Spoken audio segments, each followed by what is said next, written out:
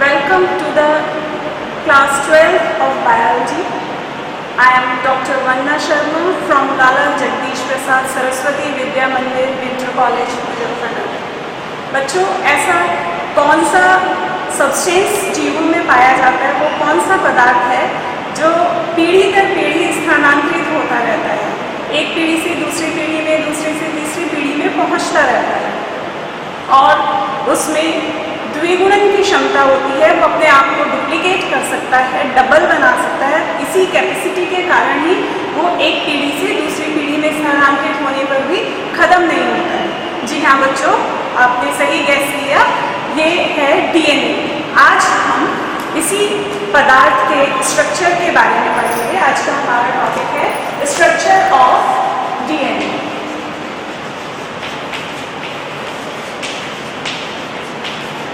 Structure of DNA. DNA का पूरा नाम डीऑक्सीराइबो न्यूक्लिक एसिड है। ये कोशिकाओं में, जीवों की सेल्स में, न्यूक्लियस के अंदर पाया जाता है। डीएनए के स्ट्रक्चर के विषय में वॉटसन, क्रिक और विलिकन्स, इन तीन वैज्ञानिकों ने 1953 में एक मॉडल प्रस्तुत किया था जो इसकी संरचना को एक्सप्लेन करता है, इसके स्ट्रक्चर को बताता है। और इसीलिए इन्हीं तीनों वैज्ञानिकों को 1962 में नोबेल प्राइज मिलना था, लेकिन केवल दो वैज्ञानिक वॉटसन एंड क्रिक ने नोबेल प्राइज प्राप्त कर पाए। हालांकि विलिकन्स का भी इस स्ट्रक्चर को, मॉडल को एक्सप्लेन करने में बराबर का योगदान था, लेकिन नोबेल प्राइज मिलने के वक्त वो इस दुनिया में नहीं थे, इसलिए उन्हें ये प्राइज नहीं मिल सका। और ये वॉटसन एंड क्रिक को 1960 में इस स्ट्रक्चर के संबंध में जो उन्होंने मॉडल प्रस्तुत किया था 1953 में, उसके लिए उन्हें प्राइज मिला। स्ट्रक्चर को एक्सप्लेन करते हुए वॉटसन एंड क्रिक के अकॉर्डिंग, इस मॉडल को वॉटसन एंड क्रिक मॉडल के नाम से जाना जाता है।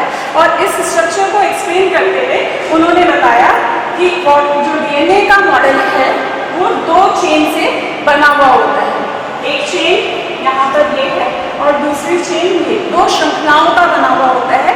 और ये दोनों श्रृंखलाएं पॉलीन्यूक्लियोटाइड श्रृंखलाएं कहलाती हैं। और इन श्रृंखलाओं की व्यवस्था कुछ स्पेशल प्रकार की होती है। डीएनए का स्ट्रक्चर उन्होंने बताया कि एक घुमावदार सीढ़ीनुमा संरचना होती है। जैसे सीढ़ी का स्ट्रक्चर आपने देखा है, इस तरह की सीढ़ी होती है, लेकिन ऐसे स्ट्रेट सीढ़ी ना होकर ये ट्विस्ट होती है। इस तरह से गोल घूमकर जैसे घुमावदार सीढ़ी होती है, ऐसा स्ट्रक्चर ये बनाते हैं। इसलिए एक घुमावदार सीढ़ी को कोरिलेट करते हुए उन्होंने इसके स्ट्रक्चर को एक्सप्लेन किया। अब ये सीढ़ी नुमा संरचना कैसे बनी हुई होती है, इसमें कौन कौन से कंपोनेंट्स होते हैं, वो हमें पढ़ना है। बच्चों, इसको एक्सप्लेन करने के लिए आप एक फ्लो चार्ट के रूप में इसे समझेंगे, जो बहुत ही इजीली आप इसे याद कर पाएंगे। डीएनए का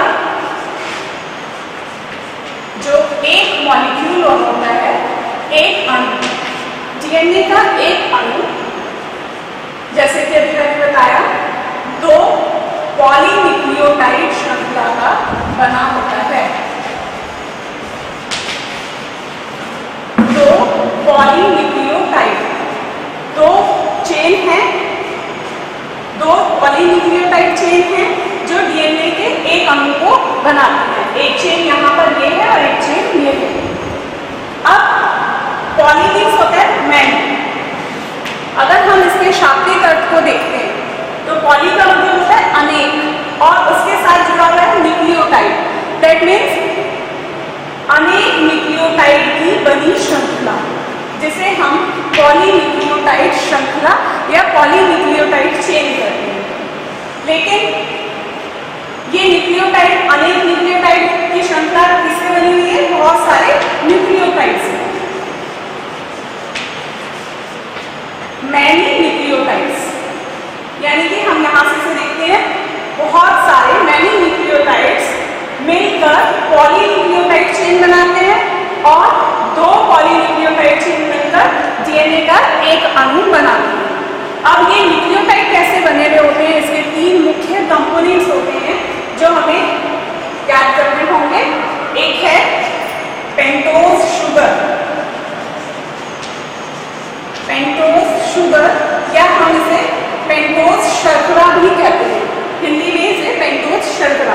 पेंटोज का मतलब होता है न्यूक्लियोटाइड जिन 3 चीजों से मिलकर बना होता है वो है पेंटोज शुगर, पेंटोज शर्करा plus nitrogenous base. Nitrogenous base means नाइट्रोजनी क्षार, इसको नाइट्रोजनी क्षार भी कहते हैं। और प्लस फॉस्फेट मॉलिक्यूल जो फॉस्फोरिक एसिड से मिलकर बनता है, फॉस्फेट का अणु। इन 3 चीजों के जुड़ने से एक अणु निर्मित होता है, वो है न्यूक्लियोटाइड। अब पेंटोज शुगर, अब हम 1 बाय 1 इन तीनों के बारे में पढ़ेंगे। सबसे पहले आता है पेंटोज शुगर। पेंटोज मीन्स होता है 5 कार्बन वाली शुगर शर्करा। जैसे हेक्सोज शुगर 6 कार्बन वाली शर्करा, ग्लूकोज आपने नाम सुना होगा, उसी तरीके से 5 कार्बन वाली शर्करा को पेंटोज शर्करा कहते हैं। डीएनए में जो पेंटोज शर्करा पाई जाती है उसका नाम होता है डी ऑक्सी राइबोज शर्करा। डीएनए में पाई जाने वाली 5 कार्बन शर्करा डी ऑक्सी राइबोज। उसके बाद आता है नाइट्रोजनस बेस, नाइट्रोजनी क्षार। डीएनए में जो क्षार पाए जाते हैं वो तो हम पढ़ेंगे ही, साथ ही इनके प्रकार भी पढ़ लेते हैं। क्षार, नाइट्रोजनस क्षार जो होते हैं उनको 2 मुख्य प्रकार में डिवाइड किया गया है, विभाजित किया है।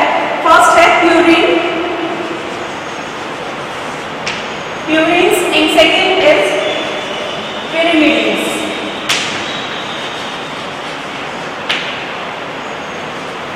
प्यूरिन्स और पिरिमिडिन्स। जो प्यूरिन होते हैं वो 2 तरह के होते हैं, एक है एडेनिन और दूसरा ग्वानिन। इसी तरह पिरिमिडिन्स जो होते हैं वो 3 होते हैं, थायमिन, साइटोसिन और यूरेसिल।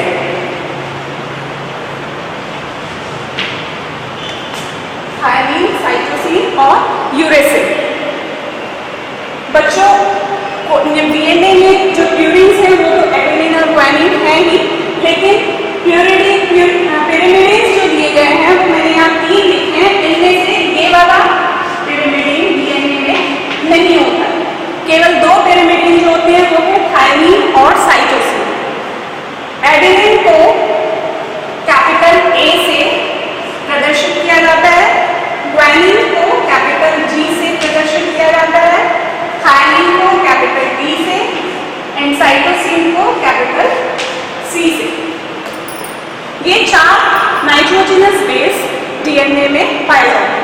बच्चों अक्सर एक क्वेश्चन आ जाता है, इनमें से नाइट्रोजनस बेस सब दिए हैं और पूछ लिया कि प्यूरिन्स कौन से हैं ये बताइए। कोई एक प्यूरिन लिखा, बाकी 3 पिरिमिडिन लिख दिए और पूछा कि प्यूरिन कौन सा है वो बताइए। उसे हम याद रखने के लिए एक ट्रिक याद रखेंगे।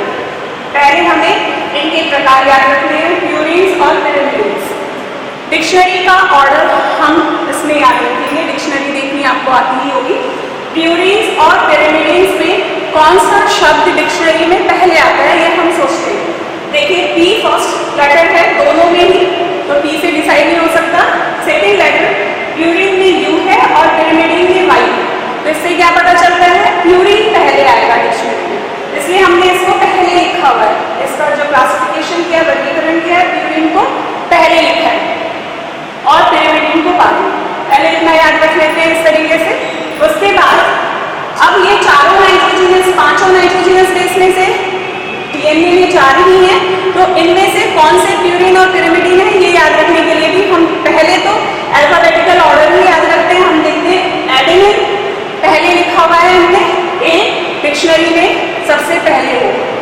उसके बाद रह गए कौन कौन से, जी, टी और सी, ग्वानिन, थायमिन और साइटोसिन। इसको हम एक अलग ट्रिक से याद रखेंगे। सबसे पहले हम टी और सी का एक कॉम्बिनेशन बना लेते हैं, तो एक शब्द बन जाता है, एक शब्द टीसी ट्रांसफर सर्टिफिकेट, जिसकी एप्लीकेशन टीसी होता है, तो ये टीसी ट्रांसफर सर्टिफिकेट यानी इनको एक साथ रखना है, ये एक कैटेगरी में आएंगे, वो है पिरामिडल। दूसरा रहता है जी। जी जो हम ए के साथ जोड़ सकते हैं, इन दोनों का कॉम्बिनेशन तो हो ही है, डी और सी, जो एक रह गया वो ए के साथ जुड़ा होगा, जो है ग्वानिन। इससे एक पेयर के रूप में हम इसे कैसे याद कर सकते हैं, ए जी और टी सी, ये प्यूरिन और पिरामिडल। अब डीएनए में इनका स्पेशल अरेंजमेंट होता है, उसे हमें पढ़ने के लिए क्या करना होगा, वो स्पेशल अरेंजमेंट कैसे है।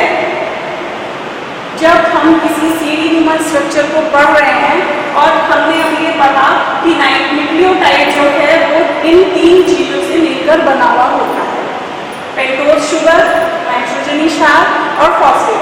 अब हमने देखा पेंटोज शुगर यहाँ पर डीऑक्सीराइबोज है, नाइट्रोजनी क्षार इन चारों में से कोई भी एक हो सकता है।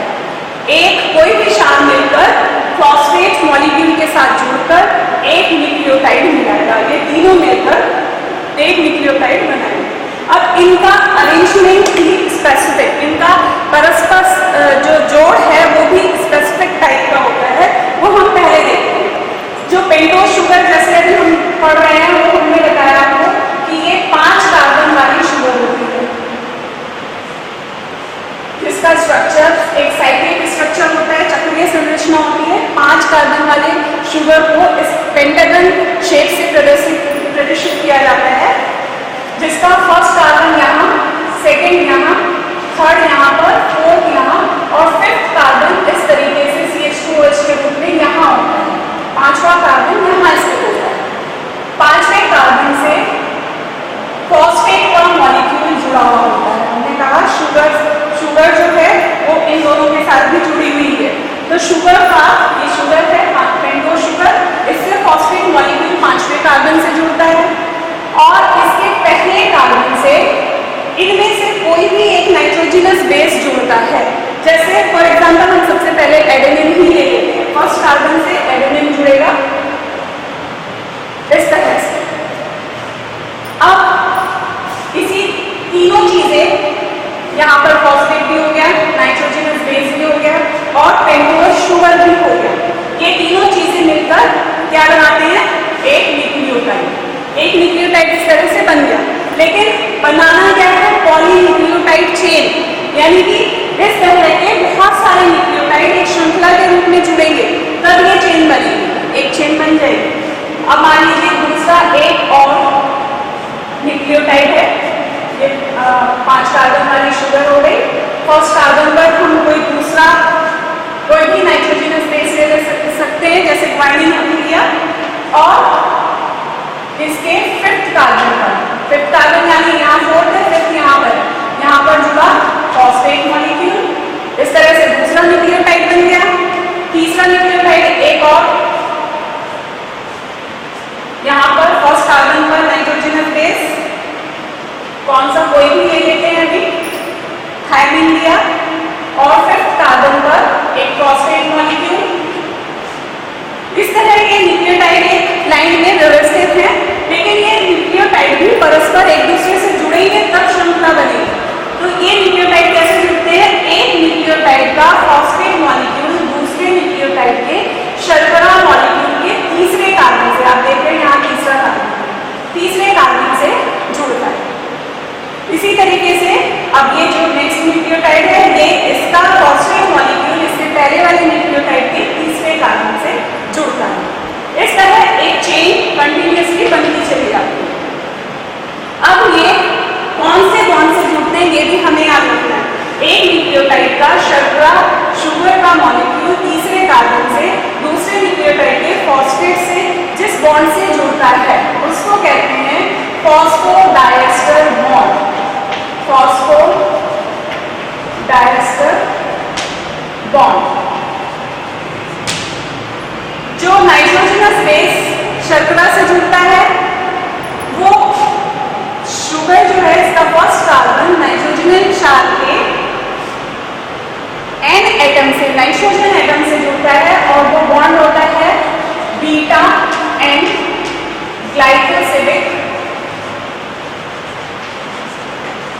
Bond, beta N glycosidic bond. Sugar molecules में परस्पर ग्लाइकोसिडिक बॉन्ड्स जुड़े हुए होते हैं, उनके बीच में जो बॉन्ड होता है वो ग्लाइकोसिडिक बॉन्ड से जुड़े हुए होते हैं। इस तरह के बॉन्ड भी हमें याद रखते हैं। एक श्रृंखला को बनाने में इस तरीके से न्यूक्लियोटाइड परस्पर फास्फोडाइस्टर बॉन्ड से जुड़े होते हैं और इनसे जो नाइट्रोजनस बेस जुड़ा हुआ होता है वो होता है बीटा एन ग्लाइकोसिडिक बॉन्ड से। इस तरह से एक लीनियर इस प्रकार की श्रृंखला बन जाती है। ये वाली श्रृंखला को अगर हम लीनियर डायग्राम के रूप में प्रदर्शित करना चाहें, इसका मॉलिक्यूलर स्ट्रक्चर साथ में माने, तो इस तरह की एक श्रृंखला एक न्यूक्लियोटाइड की बहुत सारे न्यूक्लियोटाइड के मिलने से बनती है। लेकिन हमने पढ़ा कि इसमें दो श्रृंखलाएं होती हैं, तो इसी तरह से दूसरी श्रृंखला इसके अपोजिट होती है। दूसरी श्रृंखला इस श्रृंखला के साथ में बराबर में इस तरीके से व्यवस्थित होगी, लेकिन ये श्रृंखला एंटी पैरेलल होती है, विपरीत होती है। अगर यहाँ पर हमने ये श्रृंखला बनाई है तो हम यहाँ देखते हैं बच्चों, एक खास बात जो आगे तक समझने के लिए है कि एक श्रृंखला अगर यहाँ से स्टार्ट हो रही है, शुरू हो रही है, तो 5th कार्बन पर जो फॉस्फेट मॉलिक्यूल है वो फ्री है नेक्स्ट किसी न्यूक्लियोटाइड से जुड़ने के लिए, कि इसका स्वतंत्र सिरा 5वें कार्बन पर है। इसलिए ये श्रृंखला 5 प्राइम कहलाती है। यहाँ से इस ये वाला सिरा जो होगा वो 5 प्राइम कहलाता है। डीएनए के स्ट्रक्चर में आप देखेंगे एक साइड पर इस तरह से 5 और दूसरी साइड पर 3 प्राइम लिखा हुआ होता है। इसका मतलब ये है एक श्रृंखला का 5वें कार्बन वाला सिरा मुक्त होता है तो वो 5 प्राइम, इसका अंतिम सिरा यहाँ पर OH होता है। अंतिम सिरा जो शुगर का तीसरा कार्बन है, जो आगे दूसरे न्यूक्लियोटाइड से आप देखें तीसरे कार्बन से जुड़ता है ना, तो इस कार्बन को तीसरे कार्बन पर उपस्थित हाइड्रोक्सिल ग्रुप फ्री होता है, स्वतंत्र होता है, इसलिए ये वाला सिरा इसका 3 प्राइम कहलाता है। अब जो दूसरी श्रृंखला होती है वो श्रृंखला इसके एंटी पैरेलल होती है, विपरीत होती है। यानी कि यहाँ पर अगर 5 प्राइम है तो यहाँ पर 3 प्राइम, यानी एक यहाँ पर तीसरा कार्बन फ्री होना चाहिए हाइड्रोक्सिल ग्रुप का, और यहाँ पर यदि 3 प्राइम है, 3 प्राइम से शुरू हो रहा है तो यहाँ पर 5 प्राइम अपने आप ही होगा। तो ये अपोजिट है एक दूसरे के। इसको इसी श्रृंखला को अगर हम यहाँ पर बनाना चाहें तो हम जब कॉपी में ड्रॉ करते हैं बच्चों, तो इसको हम कॉपी को पलट कर ड्रॉ कर सकते हैं। बोर्ड पर तो मुझे ऐसे ही बनाना पड़ेगा। आप देख रहे हैं इसका पॉइंटेड जो सिरा जहाँ पर वो होता है इसके स्ट्रक्चर में, इसको अब हमें नीचे बनाना पड़ेगा क्योंकि ये विपरीत दिशा में श्रृंखला होती है। इस तरीके से शुगर का मॉलिक्यूल पलट के बनाया, कॉपी को उल्टा करके बनाएंगे तो बहुत इजीली बन जाता है। यहाँ पर एक श्रृंखला हुई, इसका कार्बन अगर हम गिनते हैं, फर्स्ट यहाँ पर, सेकेंड यहाँ, थर्ड, फोर्थ और फिफ्थ कार्बन यहाँ पर है। 5th कार्बन पर हमने पढ़ा फॉस्फेट ग्रुप जुड़ा हुआ होता है न्यूक्लियोटाइड बनाने में, और फर्स्ट कार्बन पर क्या जुड़ता है, नाइट्रोजनस बेस। और ये नाइट्रोजनस बेस यहाँ पर A है, तो अब स्पेसिफिक ये वाले हमने अपने आप कोई भी नाइट्रोजनस बेस लिख लिए थे, लेकिन बच्चों हर एक स्पीशीज के इन न्यूक्लियोटाइड्स या स्पेशल प्रकार के जो न्यूक्लियोटाइड बन रहे हैं स्पेशल नाइट्रोजनस बेस से एक पर्टिकुलर सीक्वेंस होता है, एक निश्चित सीक्वेंस होता है जो उसके स्पेसिफिक कैरेक्टर्स को निर्धारित करता है। अगर ये A यहाँ पर जुड़ा हुआ है तो इसके अपोजिट अब हम दूसरा कोई भी नाइट्रोजनस बेस नहीं लिख सकते हैं। एक श्रृंखला का एडेनिन A नाइट्रोजनस बेस दूसरी श्रृंखला के हमेशा थायमीन से ही जुड़ता है।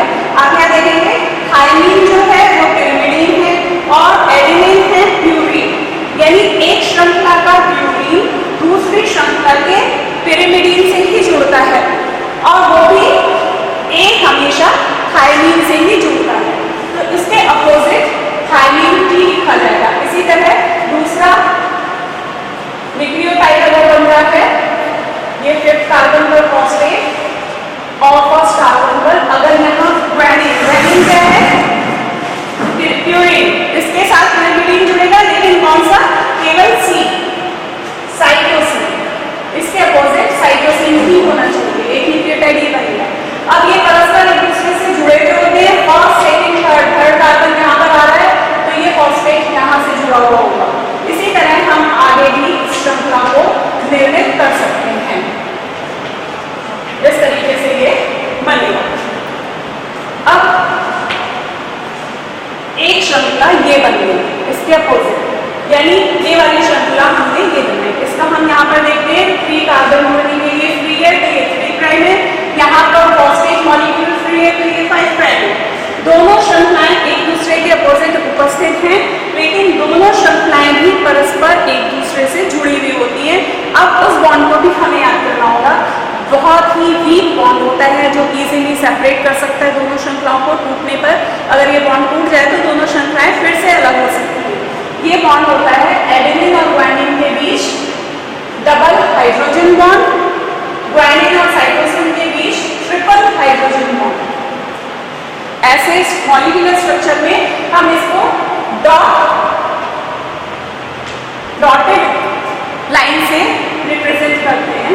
इसमें हम जैसे अभी वहां पर हमने ए लिखा था, यहाँ पर टी है तो डबल हाइड्रोजन बॉन्ड से इसको लिखेंगे, यहाँ जी है तो इसके अपोजिट सी ही होगा, और ट्रिपल हाइड्रोजन बॉन्ड जैसे मैंने भी बताया एडेनिन हमेशा थायमिन से ही जुड़ता है। ए का कॉम्बिनेशन दूसरी श्रृंखला के टी से ही होगा, जी का दूसरी श्रृंखला के सी से ही होगा। चाहे ये ऐसे भी लिखे हो, सी इधर है तो इधर अपने आप जी ही आएगा, दूसरा कोई नाइट्रोजनस बेस नहीं हो सकता। अगर यहाँ पर टी है तो इधर ए ही आएगा। इस प्रकार से दोनों श्रृंखलाएं एक दूसरे से हाइड्रोजन बॉन्ड द्वारा जुड़ी हुई होती हैं। हाइड्रोजन बॉन्ड, 3 स्पेशल बॉन्ड हमें याद रखने हैं।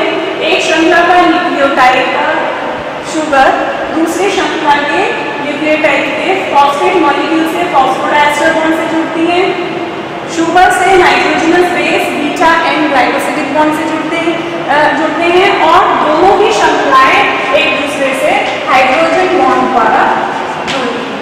अब यदि एक न्यूक्लियोटाइड एडेनिन से जुड़कर बन रहा है, नाइट्रोजनस हमने अभी पढ़ा था, शर्करा होनी चाहिए, इनमें से कोई भी एक नाइट्रोजनस बेस होना चाहिए और फॉस्फेट मॉलिक्यूल होना चाहिए।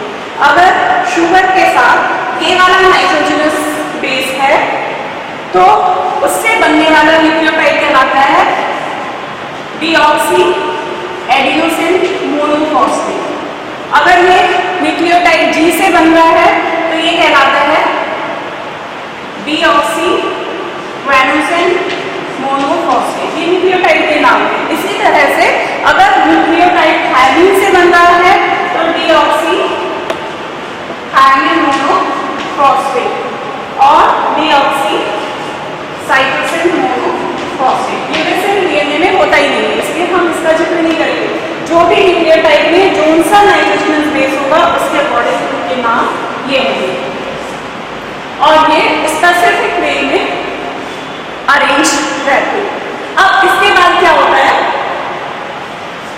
श्रृंखलाएं किस तरह से निर्मित हो गई। आप देख रहे हो सीढ़ीनुमा संरचना दिखाई दे रही है, लेकिन ये सीढ़ी इस तरीके से इसके जो स्टेप्स हैं वो बिल्कुल ऐसे नहीं उपस्थित होते हैं एक दूसरे के ऊपर, ये स्पेशल एंगल में अरेंज रहते हैं।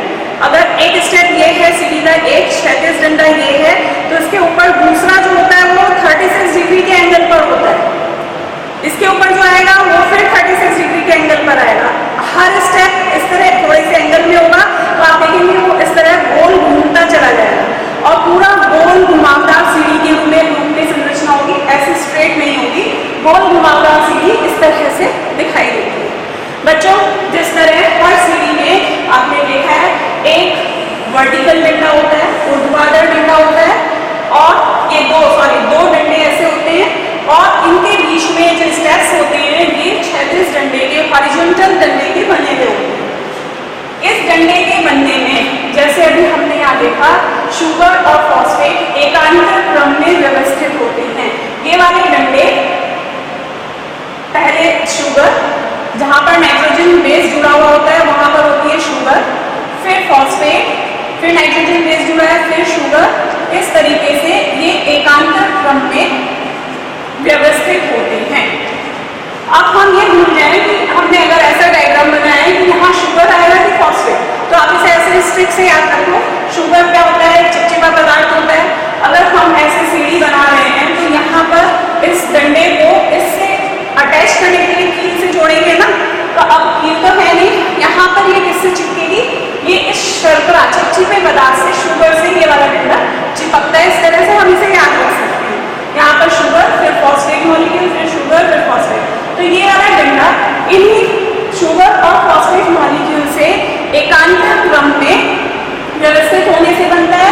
लेकिन जो ये क्षैतिज डंडा होता है वो दोनों श्रृंखलाओं के नाइट्रोजनस बेस के, नाइट्रोजनी क्षार के परस्पर जुड़ने से बना हुआ होता है। यानी हॉरिजॉन्टल जो इसकी ब्लॉक है वो नाइट्रोजनस बेस के जुड़ने से बना हुआ है। इस तरह से ये सीढ़ी नुमा संरचना बनती है। अब क्या इसमें हमें याद रखने वाली बात है जो याद रखना है? जब ये घुमावदार सीढ़ी बनती है तो इसमें एक कंप्लीट राउंड होने में, जैसे कि अगर एक सीढ़ी इस तरह से, ये सीढ़ी नुमा संरचना है, यहाँ पर बीच में एक एक्सिस ये बनी हुई है, एक एक्सिस के चारों और ये दोनों लॉग्स घूमते हैं। तो इसमें क्या है, मान लीजिए सीढ़ी नुमा संरचना ऐसे घूमकर यहाँ तक पहुँचती है, 36 डिग्री के एंगल पर इसके लॉग व्यवस्थित है। लेकिन एक घुमाव पूरा 360 डिग्री तक घूमने के लिए इसमें केवल 10 ऐसे स्टेप होते हैं। 360 पर ये घूमेगी तो पूरा एक घुमाव पूरा हो जाएगा। और एक घुमाव में जो व्यवस्था होती है, यहाँ पर आप देख रहे हैं छोटी खांच है और ये गहराई में उपस्थित खांच है, फिर ये छोटी खांच है। तो ये एक घुमाव एक छोटी खांच से एक छोटी ग्रूव से दूसरे ग्रूव तक, जिसे माइनर ग्रूव भी कहते हैं, माइनर ग्रूव और मेजर ग्रूव, इन दोनों के बीच एक मेजर ग्रूव भी होगी। इनके बीच का जो ये पूरा एरिया होता है वो एक घुमाव कंप्लीट करता है और उसको कंप्लीट करने में ऐसे 10 सीढ़ी के इस प्रकार के 10 क्षैतिज हॉरिजॉन्टल स्टेप्स की आवश्यकता होगी तब, क्योंकि हमने अभी पढ़ा हर एक लॉग इस तरीके से पैरेलल पूरा एक साथ ऐसे व्यवस्थित नहीं होता। 36 डिग्री के एंगल पर एक होगा, फिर दूसरा 36 के एंगल पर होगा, फिर तीसरा 36। तो ये घुमाव होगा और पूरा घुमाव बनने में 10 ऐसे स्टेप की आवश्यकता होगी, क्योंकि 360 डिग्री पर ही पूरा घुमाव बनेगा। 36 को 10 से मल्टीप्लाई करने पर 360 आएगा।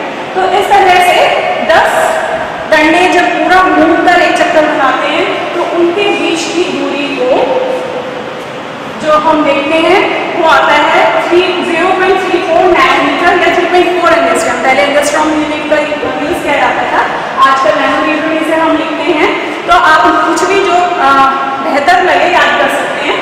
इसी तरीके से इन दोनों ब्लॉक्स के बीच की दूरी, यानी कि सीढ़ी का जो एक स्टेप है, इस तरह से हमने सीढ़ी बनाएंगे, इन दो के बीच की दूरी वो होती है 3.4 नैनोमीटर। सॉरी, यहाँ पर मिस्टेक हो गई है। हाँ ठीक है, 3.4 नैनोमीटर या 34 एंगस्ट्रॉम। हमने इसकी 34 एंगस्ट्रॉम इस पूरे घुमाव को बताया था और इन दोनों के बीच की दूरी 0.34 नैनोमीटर या 3.4 एंगस्ट्रॉम के रूप में होती है। इस तरह से एक घुमावदार सीढ़ीनुमा स्ट्रक्चर को हमने पढ़ा। बच्चों, अब हम इसको याद रखने के लिए ज़्यादा कुछ भी नहीं, बहुत ज़्यादा क्रिटिकल नहीं रहेगा, कॉम्प्लिकेटेड नहीं है, सिर्फ इस स्ट्रक्चर, इतने फ्लो चार्ट को याद रख लीजिए। जैसे फिर से एक बार हम इसे रिवाइज कर देते हैं। हमने यहाँ से शुरू किया था, डीएनए का एक मॉलिक्यूल 2 पॉलीन्यूक्लियोटाइड चेन का बना होता है। पॉली मीन्स अनेक, पॉलीन्यूक्लियोटाइड मीन्स अनेक न्यूक्लियोटाइड से बनी श्रृंखला। अब यानी कि एक श्रृंखला का निर्माण बहुत सारे न्यूक्लियोटाइड से जुड़कर होता है। ये न्यूक्लियोटाइड्स 3 चीजों से मिलकर बनते हैं और वो 3 चीज क्या है? Pentose sugar, pentose sugar means sugar containing 5 carbon, 5 carbon वाली श्रृंखला, नाइट्रोजनी क्षार और फॉस्फेट मॉलिक्यूल।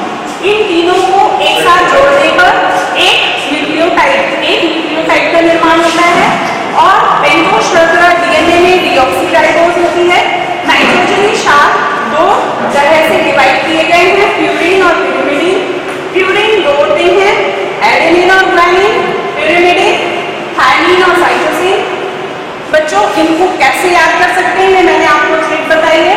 मिक्सअप ना हो, कौन सा प्यूरिन है कौन सा pyrimidine है, इसमें मिक्सिंग ना हो, उसे आप इस ट्रिक से याद कर सकते हैं। अब उसके बाद आता है डीएनए की जो दोनों श्रृंखलाएं हैं वो सीढ़ीनुमा घुमावदार सीढ़ीनुमा रूप में व्यवस्थित होती हैं। एक श्रृंखला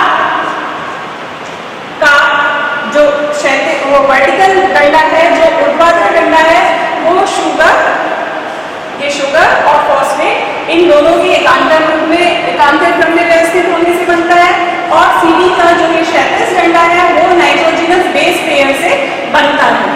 एक पूरे घुमाव में 10 नाइट्रोजनस बेस पेयर उपस्थित होते हैं और 2 नाइट्रोजनस बेस पेयर के बीच की दूरी 3.4 एंगस्ट्रॉम या 0.34 नैनोमीटर और पूरे घुमाव में 10 ऐसे बिंदु होते हैं जिनकी दूरी 34 एंगस्ट्रॉम या 3.4 नैनोमीटर होती है। और एक श्रृंखला दूसरी श्रृंखला से हाइड्रोजन बॉन्ड द्वारा जुड़ी हुई होती है। एक श्रृंखला का एडेनिन दूसरी श्रृंखला के थायमिन से ही जुड़ता है और ग्वानिन साइटोसिन से। ये मैंने लास्ट में थोड़ा समरी आपको बता दी। इस तरह से पूरा स्ट्रक्चर हम याद कर सकते हैं। That's all about the structure of DNA. बच्चों, stay home, stay safe and keep learning.